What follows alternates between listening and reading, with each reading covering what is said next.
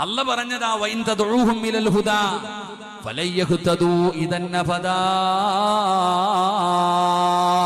ഒരിക്കലും നന്നാകില്ലടോ. കാമുകന്റെ കൂടെ ചിരിക്കുന്ന മുഖത്തോടെയാണ് പെൺകുട്ടികൾ ഇറങ്ങി പോകുന്നത്.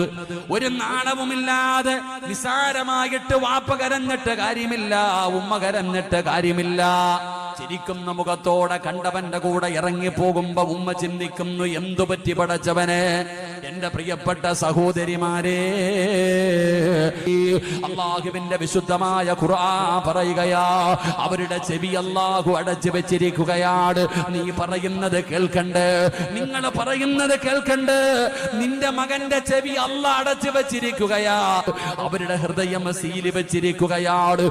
പിന്നെ എങ്ങനെ അവൻ കേൾക്കുന്നത്? നിങ്ങൾ പറയുന്നത് അവന് കേൾക്കൂല. കാരണം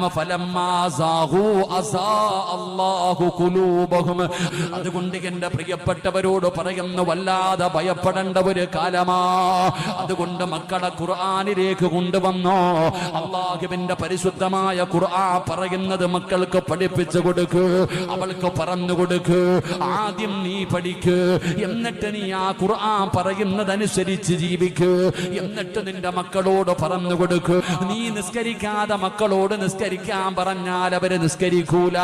നീ തലമറയ്ക്കാതെ മക്കളോട് തലമറയ്ക്കാൻ പറഞ്ഞാൽ അവര് മറയ്ക്കൂല.